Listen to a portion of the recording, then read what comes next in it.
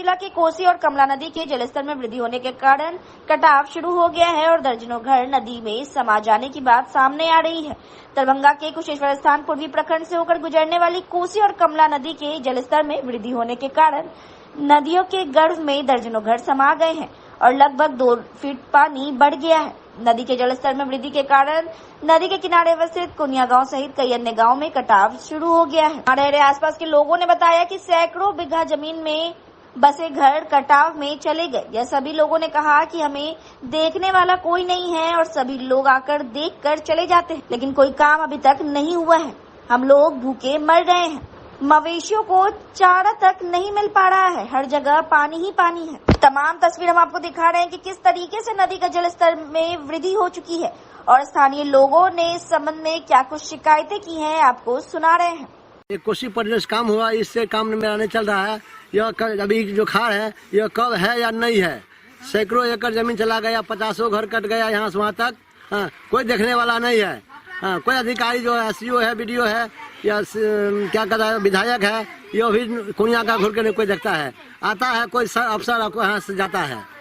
हाँ, कोई देखने वाला नहीं है। आप चाहे सर गांव कट जाएगा, जमीन कट गया, गांव कट जाएगा, हम कहाँ लोग रहेंगे? रोड पर भीख मांगने जाएं? हाँ, सब जगह सब 100 एकड़ जमीन चला गया। कैसा हम जाए कहाँ? हम जाए कहाँ? अभी तो फिलहाल तो है। हाँ, यो भी कल है या कि नहीं रहेगा? हाँ, यो भी चला जाएगा पूरा। हाँ? पूरा रफ्तार कोसी का रफ्तार है। कोसी कितना तेज चलता है सब पूरे स्टाफ जानता है कि कोसी कटाव कितना रफ्तार में है। कब है या नहीं है नहीं, कोई भरोसा नहीं सर। कब क्या होगा? कल पानी चलेगा, कल कट जाएगा पानी। हाँ, पानी बढ़ रहा है, पानी रफ्तार में है। रोड पर जाने पड़ेगा, रोड पर जाने पड़ेगा मांगने के लिए। हम लोग अब तब में है, हम क्या करें नहीं करें उसमें सोच बात में लगे हुए हैं। कि कोसी नदी का पानी है, मेन कोसी का नदी का पानी यही है, इसी के वजह से कट रहा है। घर द्वार हमको किनार में है, कभी कटेगा कभी कटते जा रहे हैं। यहाँ पर कोई जो व्यवस्था नहीं है। सुरक्षित कैसे है? दुख से है, दुख से है। जीवन बचपे नहीं करेगा, दुखे में नहीं। दुख काट करके रहते हैं, टट्टी पे नाटी लगा करके रहते हैं। हमको चाहिए यही जो जमीन का मुआवजा मिले, जमीन का मुआवजा मिले और घर द्वार का जमीन मिले। सरकार इसे व्यवस्था करेगा, सरकार व्यवस्था करेगा ना। सरकार को व्यवस्था करेगा कि नहीं करेगा? सरकार जिस ढंग से व्यवस्था करे सरकार करे। कोई नहीं, कोई नहीं, कोई नहीं, वीडियो कोई नहीं है, कोई नहीं, न MLA न DSP न कोई कहीं कोई नहीं आया यहाँ पर, कोई नहीं। और कटते जा रहा है, जारी है। जी हाँ, जमीन जा रहा है। मेहनत का, हाँ मेहनत का जमीन है, पेट का जमीन अपना मेहनत का जमीन है। कोई नहीं, ये जमीन जो कट गया है, जो पैखाना करने के लिए यहाँ पर पानी आता है, यहाँ पर इतना पानी इतना है। धीरे धीरे यहाँ से कटते जा रहा है। इधर से गाछ वृक्ष सब चला गया, घर द्वार सब चला गया। इतना पानी में हम लोग टट्टी करते हैं, कोई देखने वाला नहीं है। यहाँ पर रोका है, आता है अपना झोरा भर के, 2 बांस यहाँ देता है, 2 वहाँ देता है, झोरा भर के चला जाता है। कोई देखने वाला नहीं है। नदी किनार में लो अपने के लिए लो, ये कि हमरा सबके जमीन चाहिए। जमीन 100 बीघा जमीन कट गया, घर कट गया है। घर में किसी को यहाँ किसको जमीन में जाते हैं, भगाते हैं। और क्या कहें? सरकार क्या चाहते हैं? हमने कितनों कोई कुछ करता है, लेकिन हम लोग को सरकार कुछ नहीं देता है, न कुछ मिलता है।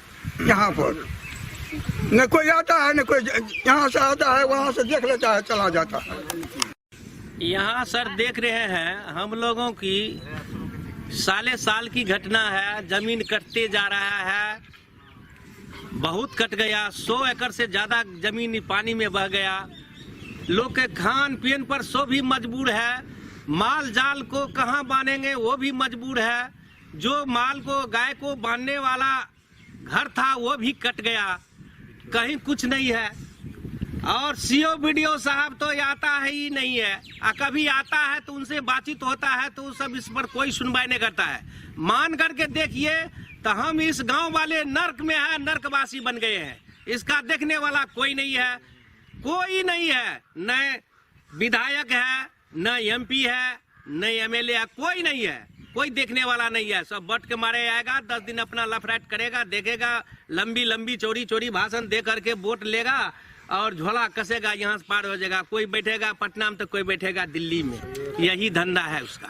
जमीन कट रहा है, उसके लिए हम सब क्या करेंगे? हम लोग कुछ नहीं किए हैं अभी तक। आवेदन सीओ बीओ के देने के लिए चाह रहे हैं, लेकिन पानी के अवरुद्ध के कारण हम लोग जा नहीं पा रहे हैं।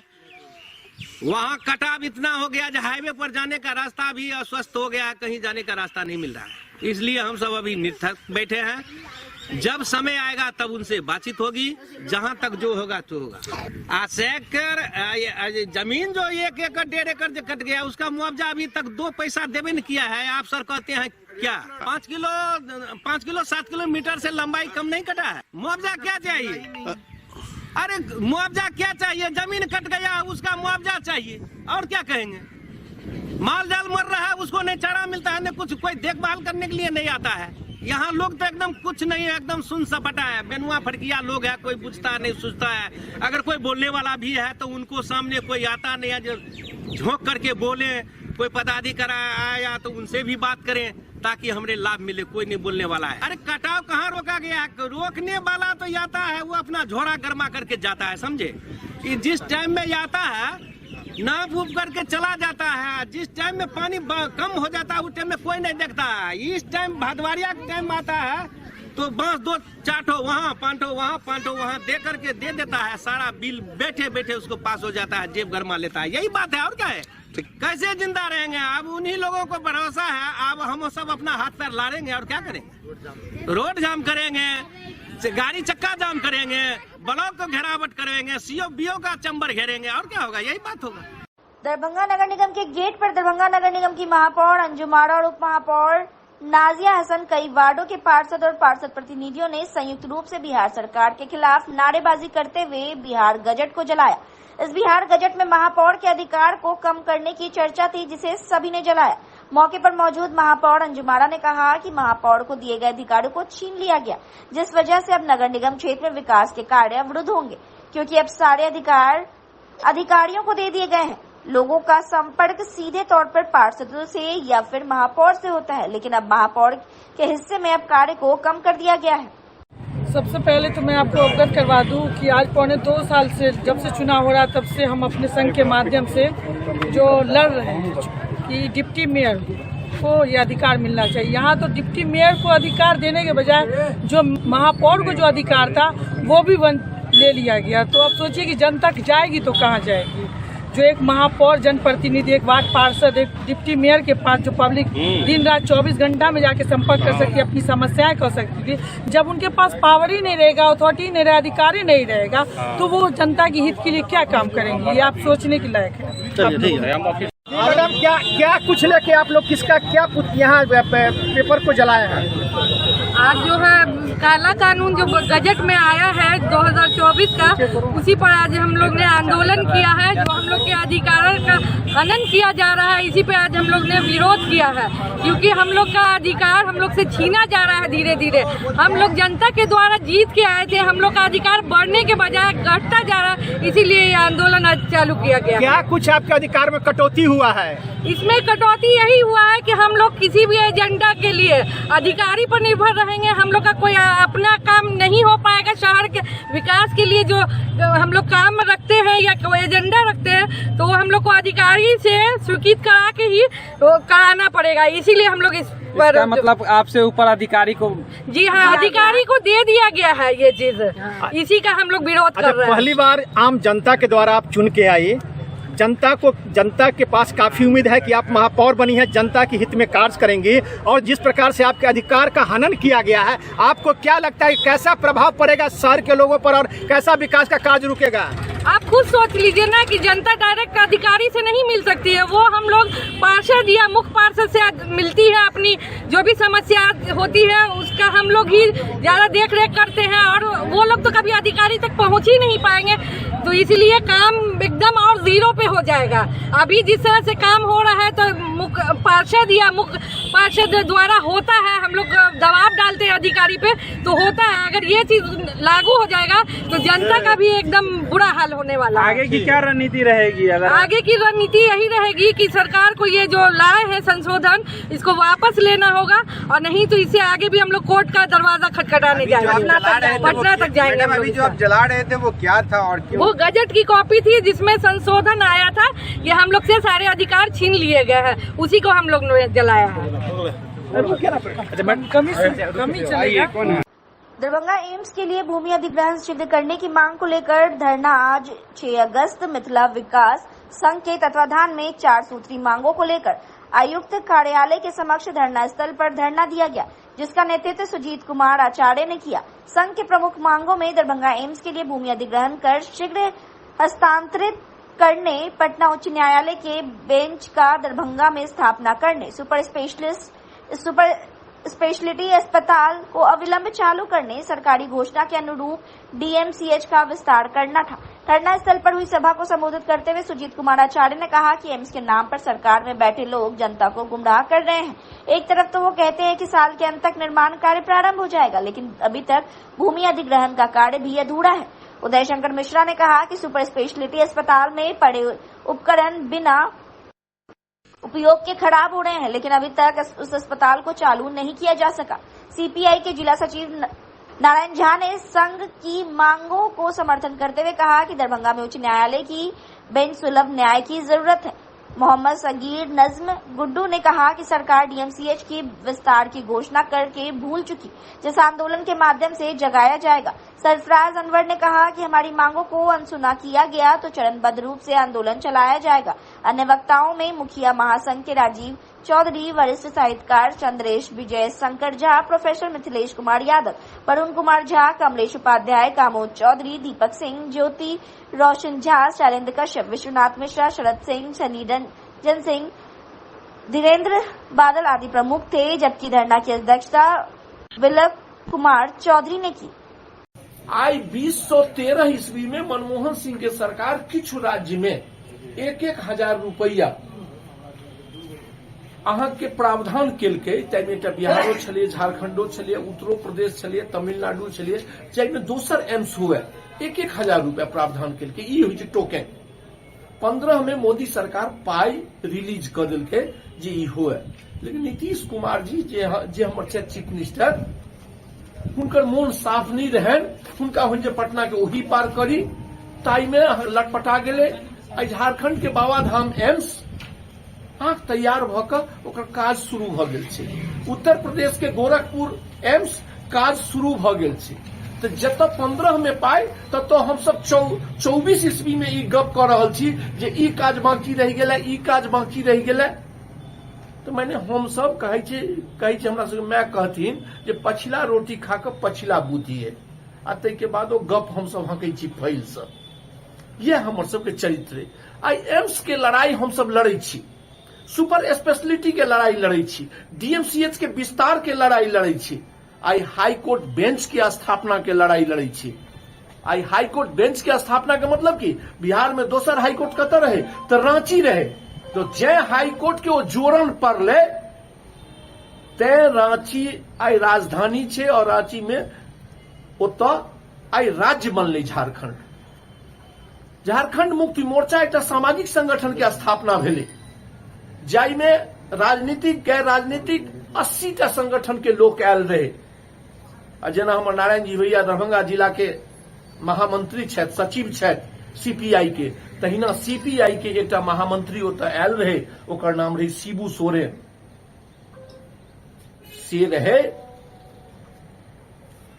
अहाँ के बाबाधाम कोन कमिश्नर, हाँ दुमका जिला रहे, तो बाबाधाम जिला नहीं रहे। हाँ तो वो रहे तो ओतऽ के जिला सचिव, हुनके ओकरा संयोजक बनायल गेल, सीपीआई हुनका निकाल देलकन। सरकार हाई कोर्ट के बेंच स्थापित कर काज नहीं करके हैं, जाहि चलते दरभंगा के गरीब गुरबा के न्याय पाबे में काफी कठिनाई होइ छै। गरीब गुरबा के जे छै से कोर्ट में जाकर जे अर्जी करब काफी कठिनाई होइ छै। कई लोग जे छै जे हाई कोर्ट के मामला छै एहिठाम का निर्णय के खिलाफ हाई कोर्ट नहीं जा पाबैया। ताहि दुआरे कई दशक से जे छै से दरभंगा के अंदर हाई कोर्ट के बेंच का स्थापना के बात उठि रहले हन।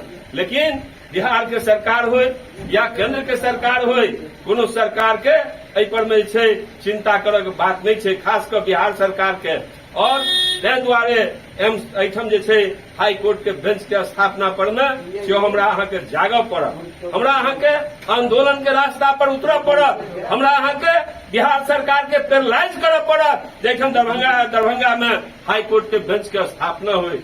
ताहि दुआरे तमाम लोग के हम जे छै क्रांतिकारी अभिनंदन करें और कहऽ चाहे छी जहां मिथिला विकास संघ के लोग जे यदा कदा आंदोलन मिथिलांचल के दरभंगा के मूल तमाम समाज के लऽ करैत रहलहुं हन, एहि पर में आइ यहाँ स्मारक पत्र दियौ, लेकिन बैस कऽ पुनः विचार करू और विचार कऽ एहिमे कोनो दल और पार्टी के सवाल नहीं छै, सब दल के लोग के बजाबियो, निर्दलीय लोग के सेहो बजाबियो और बजा कऽ और बैस कऽ एकटा व्यापक जे छै से मंच तैयार कऽ कऽ और एहि पर आंदोलन के हमरा सबके आगू बढ़ाबऽ के काज कयल जाय। एम्सो के निर्माण सरकार आंदोलन के दबाव में जल्दी करत, एहि दुआरे भूमि अधिग्रहण के बात छै, ओहिठाम जे छै सीओ काम 1.5-2 महीना से कऽ रहलै, लेकिन अखन तक ओकरा नापि कऽ और भूमि के जे अधिग्रहण केनाइ होइतै ओ नहीं भऽ रहलै।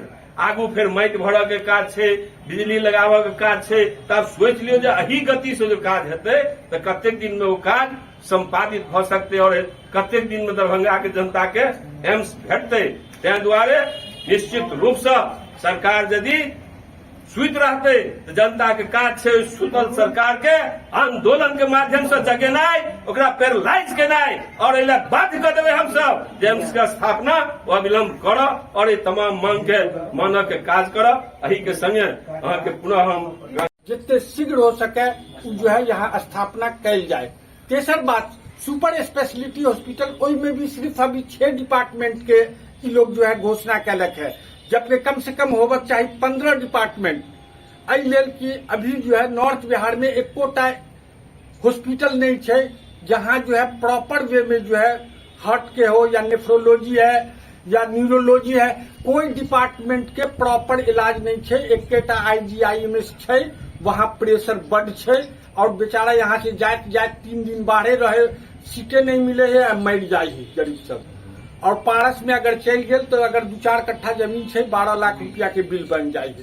तो एहि लेल जितने जल्दी हुए ये सब जो है खाली जो है माला पहने के और सिर्फ मीडिया में जो है कि घोषणा करे से बाज आवे और इमीडिएट शुरू कर जाए।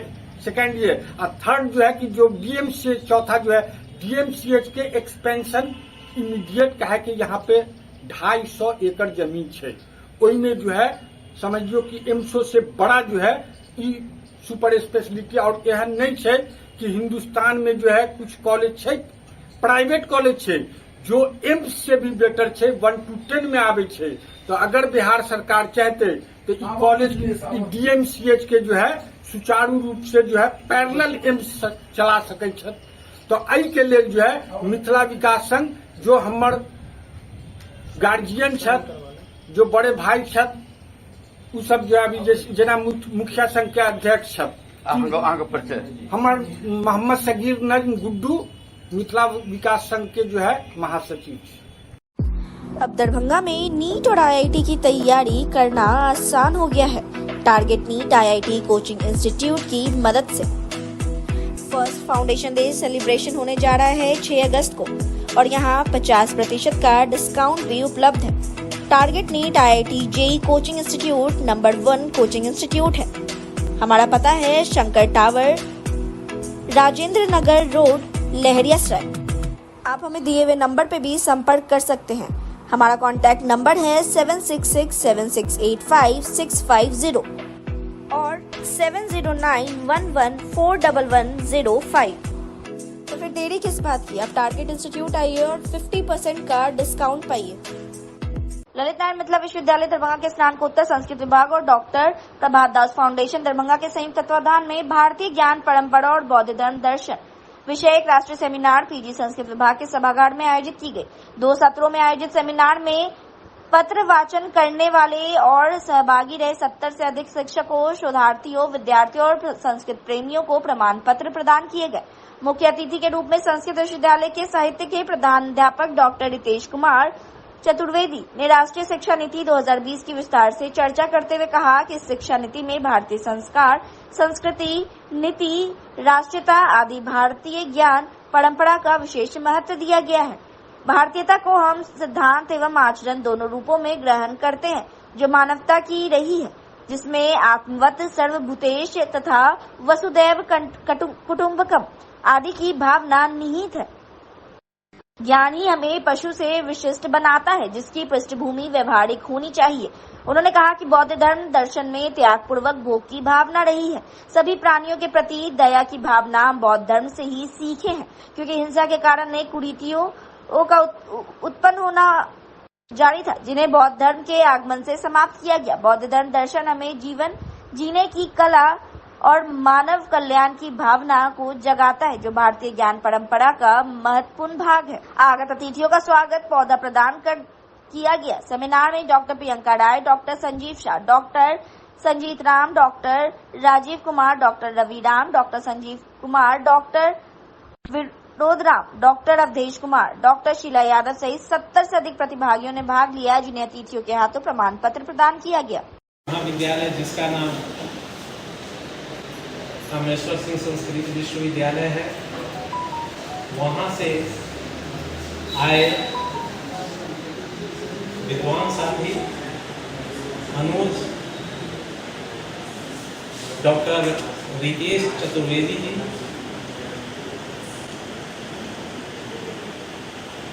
हमारे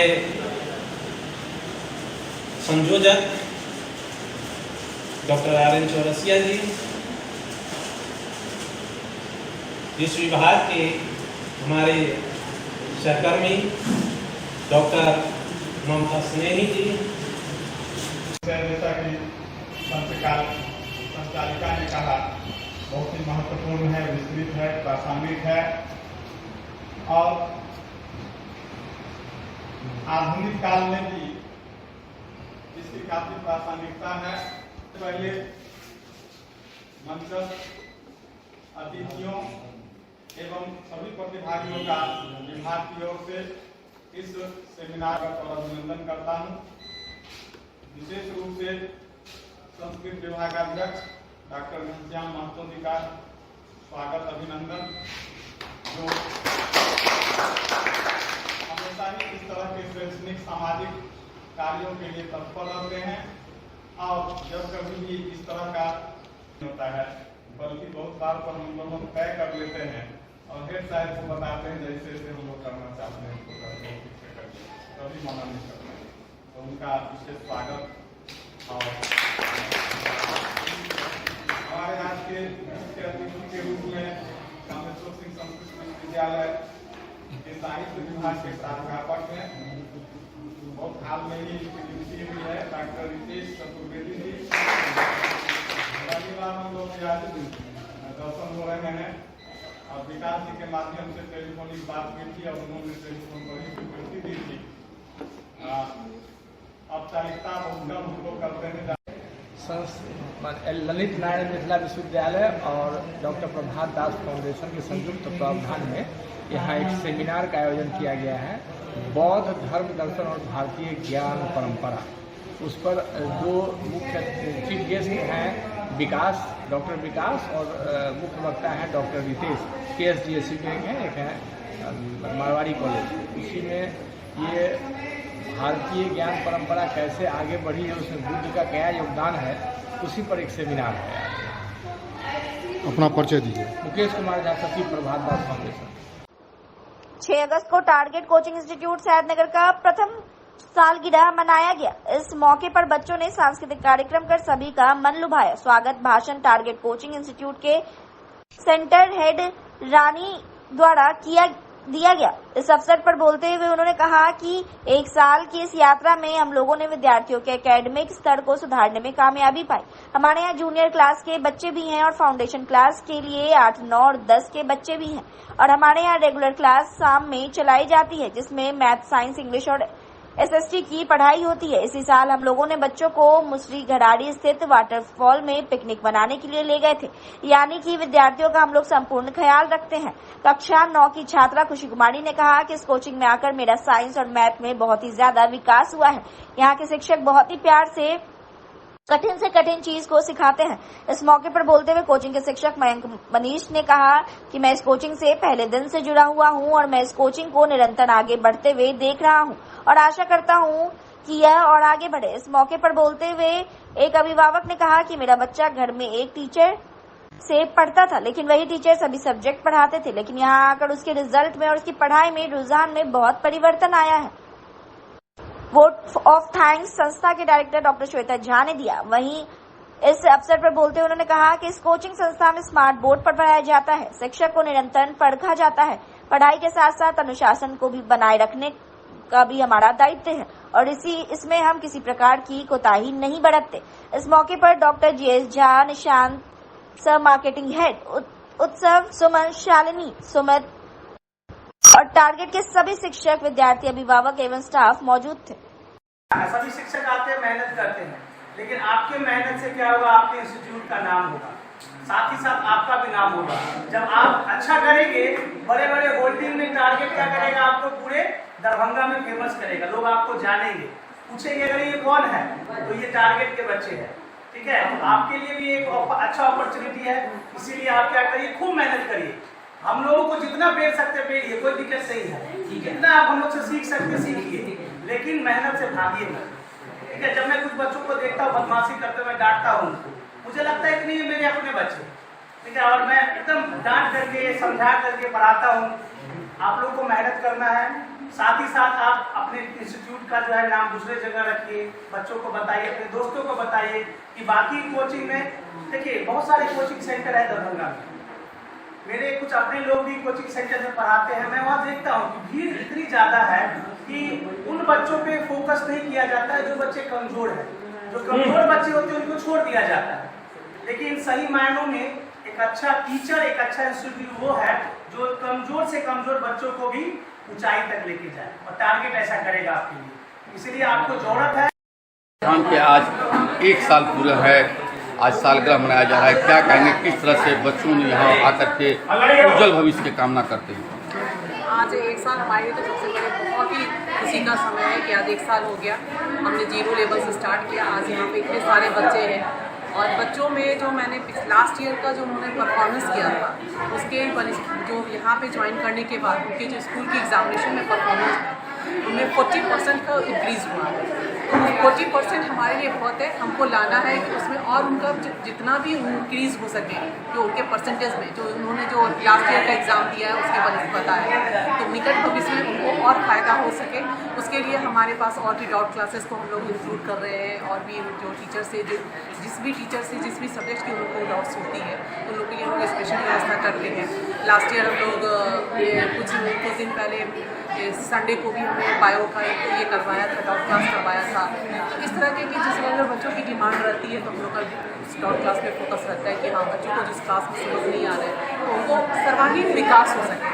खासकर यहाँ पे जो बच्चे आते हैं तो उनके माता पिता निश्चिंत हो जाएं कि हम स्कूल जा रहे हैं, कोचिंग जा रहे हैं, तो उस कोचिंग पे फोकस हो, पढ़ाई का एक विश्वास के साथ जो भेजते हैं, हम उस विश्वास पे आगे बढ़ें। आपका शुभ नाम? मेरा नाम श्वेता, डॉक्टर श्वेता झा।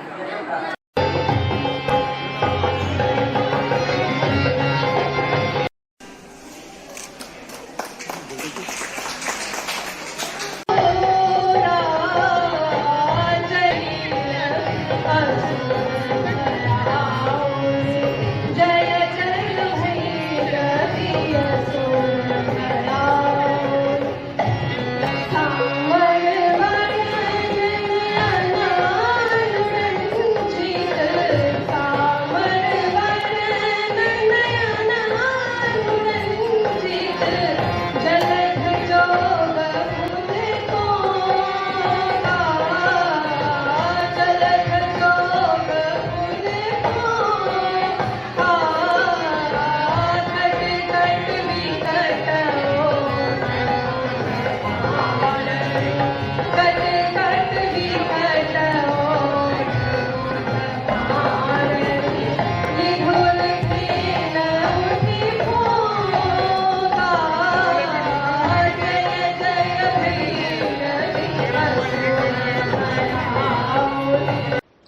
भारतीय विद्यार्थी परिषद दरभंगा द्वारा आयोजित सर्जना निखार शिविर का समापन 6 अगस्त को जुबली हॉल में संपन्न हुआ। कार्यक्रम का उद्घाटन ललित नारायण मिथिला विश्वविद्यालय के कुल सचिव अजय कुमार पंडित, परीक्षा नियंत्रक विनोद कुमार ओझा, अभाविप उत्तर बिहार प्रांत संगठन मंत्री धीरज कुमार, राष्ट्रीय कार्यकारिणी सदस्य पूजा कश्यप, विभाग प्रमुख अमृत झा, जिला प्रमुख बिंदु चौहान, नगर मंत्री शाश्वत स्नेहिल ने सामूहिक रूप से दीप प्रज्वलित एवं सरस्वती माता और स्वामी विवेकानंद के तैलचित्र पर पुष्पांजलि कर किया। अतिथियों का स्वागत सर्जना निखार शिविर के प्रशिक्षित छात्राओं ने स्वागत गान गाकर किया।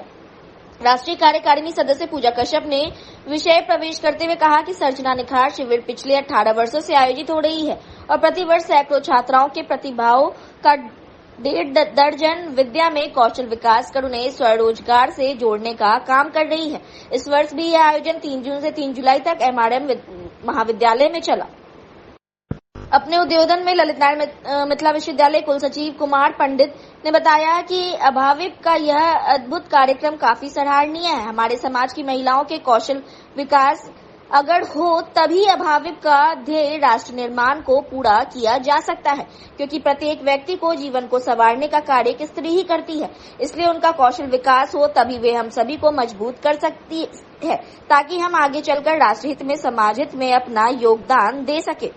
प्रशिक्षण में योगदान देने वाले यशस्विनी कुमार झा, संतोष दत्त झा, रिंकी कुमारी, श्रेया सिंह, आरती महतो, सत्येंद्र झा, चंदा देवी, श्रेया भारद्वाज, मानस झा, शिवम पोद्दार, सत्येंद्र झा, रवि सिंह, राहुल सिंह, निकी कुमारी को सम्मानित किया गया। इस कार्यक्रम में संयोजक सोनम कुमारी, सह संयोजक सुमेधा श्रीवास्तव, प्रदेश कार्यकारिणी सदस्य हरिओम झा, विकास कुमार, नवनीत कुमार, राघवाचार्य, जिला संयोजक वागीश झा, सह संयोजक रवि यादव, मृत्युंजय कुमार, नीलेश कुमार, शशिभूषण यादव, राहुल कुमार, नीली रानी, कुमारी खुशी, संजीव कुमार, सूर्यकांत सिंह, शिव सुंदर चौधरी, रुपेश राजकुमार, आदर्श आनंद, मनोहर कुमार, सत्यम, प्रियांशु सहित दर्जनों कार्यकर्ता एवं सभी विद्या के प्रशिक्षक उपस्थित थे। दर्जनों से ज्यादा विधाओं का प्रशिक्षण दिया जाता है, जिसमें आपको शुरू में हम 5:30 या 6 बजे से योगा का क्लास रखते हैं। योगा का क्लास, उसके बाद mehndi, beautician, spoken English, Mithila painting, पत्रकारिता, fine art, jewellery craft, dress designing, सारे विधाओं का प्रशिक्षण दिया गया है। अखिल भारतीय विद्यार्थी परिषद, अगर छात्राओं और महिलाओं की बात करें तो केवल एक अखिल भारतीय विद्यार्थी परिषद ही ऐसा संगठन है जो छात्राओं और महिलाओं के लिए सोचता है। अखिल भारतीय विद्यार्थी परिषद का मानना है कि छात्राओं में छिपी हुई जो प्रतिभा है उसको हम कैसे उजागर करें, और सर्जना निखार शिविर से आज हजारों की संख्या में छात्राएं और महिलाएं स्वावलंबी है और खुद आत्मनिर्भर है। वैदिक काल से हम देखते हुए आ रहे हैं कि नारियों का महत्वपूर्ण स्थान रहा है, और इसलिए हम कहते भी हैं कि यत्र नार्यस्तु पूज्यन्ते रमन्ते तत्र देवता। आज नारी ने यह प्रमाणित किया है कि वो किसी भी क्षेत्र में हो, वो अध्यापिका भी है, वो लेखिका भी है, वो डॉक्टर भी है, वो वकील भी है, वो राजदूत भी है, और देश का सबसे सर्वोच्च पद आज वो राष्ट्रपति भी महिलाएं हैं। प्रत्येक क्षेत्र में महिलाएं प्रतिनिधित्व कर रही हैं, और वो एक परिवार में माँ भी है, बहन भी है, बेटी भी है, पत्नी भी है। तो मेरे साथ एक बार हम लोग नहीं पा रहे, परिषद में हम नारा लगाते हैं, तो आप लोग मेरे साथ एक नारा लगाएंगे, फूल भी है चिंगारी है, फूल भी है चिंगारी है। इतनी सारी छात्राएं लिखने लगी, मुझे जोश नहीं दिखा, मेरे साथ नारा लगे, फूल भी है चिंगारी है, फूल भी है चिंगारी है, चिंगारी है। और जो भी छात्र वो है तो वो बोल सकते हैं कि ये भारत की नारी। और अखिल भारतीय विद्यार्थी परिषद का मकसद है, ऐसा बहुत सारा कार्यक्रम होते रहता है। बीच में हमारा 1 अगस्त से सदस्यता अभियान भी प्रारंभ हो चुका है, +2 में हमारा अभी सदस्यता अभियान चल रहा है। तो थोड़ा सा आप लोगों ने जो धैर्य दिखाया है, मैं सभी छात्राओं को आभार व्यक्त करती हूँ कि ये कार्यक्रम समापन जुलाई में होना था, इस साल लेट हो गया क्योंकि संगठन के और भी बहुत सारे काम बीच में आ गए। तो मैं उस सब के लिए आप सभी छात्राओं ने जो धैर्य दिखाया उसके लिए मैं आप सभी का अभिनंदन, वंदन एवं धन्यवाद ज्ञापित करती हूँ। अनेकों महिलाओं, छात्र छात्राएं, बच्चियों ने विभिन्न कलाओं की विभिन्न विधाओं को सीखा। जहां वे स्वयं इससे लाभान्वित हुई होंगी, उनके संपर्क में रहने वाले लोग भी उन विधाओं से निश्चित ही लाभान्वित हुए होंगे, क्योंकि उन्होंने जो ज्ञान, जो कला हासिल की होगी इन शिविरों में, वह निश्चित रूप से उन्हीं तक सीमित नहीं होगी, वो समाज के विभिन्न वर्गों, विभिन्न लोगों तक निश्चित रूप से पहुंची। और इस तरह के शिविर के आयोजन का जो उद्देश्य रहा विद्यार्थी परिषद का, वह यही था कि हम सभी लोगों को समान अवसर, निःशुल्क शिक्षा ऐसी दी जाए कि महिलाएं स्वतंत्र हो सके, अपने पैरों पर खड़ा रखकर कुछ कर सके, और इससे उनका समाज में स्थान और ऊंचा होता चला। इसी उद्देश्य से इस तरह के शिविर का आयोजन होगा। निश्चित रूप से जो लोग इस शिविर में विभिन्न प्रकार की कलाओं, मैंने देखा प्रदर्शनी के दौरान कि कई छोटी छोटी चीजें जिसका मूल्य नहीं होता है, उसको कला में कन्वर्ट कर देने पर वह अमूल्य होता है। और छात्राओं, महिलाओं ने किया, यह निश्चित रूप से प्रशंसनीय है। और उनको शिक्षा देने वाले जो गुरु हैं, उनका मैं हृदय से आभार व्यक्त करता हूं कि इस तरह का कार्य कर समाज को गतिशील बनाकर महिलाओं को आर्थिक रूप से सुदृढ़ बनाने का काम। आदरणीय सभी गणमान्य शिक्षक और एबीवीपी के सभी जिला दिल कर्मठ कार्यकर्ता और मेरे प्यारे छात्र और छात्राएं, सर्जिला निखार शिविर हर वर्ष आयोजित किया जाने वाला एक ऐसा महत्वपूर्ण कार्यक्रम है या वर्कशॉप है, कार्यशाला है, जिसमें हर वर्ष गर्मी की छुट्टियों में हम अपने समाज में जो लड़कियां हैं, जो बच्चियां हैं, जो महिलाएं हैं, उनको हम उनके भीतर की तमाम कलाओं के उत्सर्जन के लिए एक प्लेटफॉर्म तैयार करते हैं। कला दो प्रकार की मानी गई है, चारु कला और कारू कला। चारु कलाओं के अंतर्गत 5 कलाएं मानी जाती हैं, जिनको हम ललित कलाएं कहते हैं, जैसे नृत्य कला, संगीत कला, चित्रकला, मूर्ति कला, और एक होती है कारू कला। और इसका विभाजन, चारु कला और कारू कला का विभाजन अर्थशास्त्र में विष्णुगुप्त ने किया था। एक ज्ञान होता है जो हमें किताबों से मिलती है, और एक ज्ञान होती है जो लोक व्यवहार या लोक में उपजी हुई संस्कृति से उत्पन्न ज्ञान होती है। इसलिए प्रज्ञा और ज्ञान, इन दोनों के बीच में फर्क माना गया है। बहुत अच्छा आयोजन किया गया था इस कार्यक्रम में, और जितने भी हमारे यहाँ पर शिक्षक हैं जिन्होंने अलग अलग फील्ड्स में, जैसे कि रिपोर्ट राइटिंग में, जर्नलिज्म के क्षेत्र में, ब्यूटिशियन कोर्स में, मेहंदी में, पेंटिंग्स में, सभी ने निस्वार्थ रूप से आप सभी को बहुत कुछ पढ़ाया, सिखाया। क्योंकि सिर्फ कक्षा में बैठकर संवाद करना ही शिक्षण या अधिगम की प्रक्रिया नहीं है। शिक्षण या शिक्षा एक ऐसी प्रक्रिया है जो जीवन में जन्म से लेकर के और अंततः मृत्यु के क्षण तक आप देखेंगे कि वो सीखने की जो प्रक्रिया होती है, अधिगम की प्रक्रिया निरंतर चलती रहती है।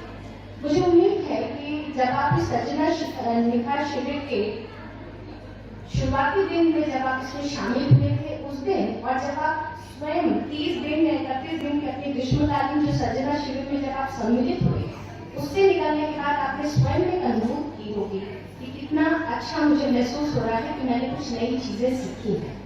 क्योंकि निरंतर अपने व्यक्तित्व में विकास तभी आपका संभव है जब आप निरंतर हर समय कुछ न कुछ नया सीखने के लिए उत्साहित होते हैं। ये जितनी भी कलाएं आपको सिखाई गई हैं, जितना भी हुनर आपको सिखाया गया है, वो इसलिए सिर्फ नहीं कि आप उसको जाने, पढ़ें और उसको बंद करके अपने वापस किताबों में रखें। उनका उपयोग करने के लिए भी वो बहुत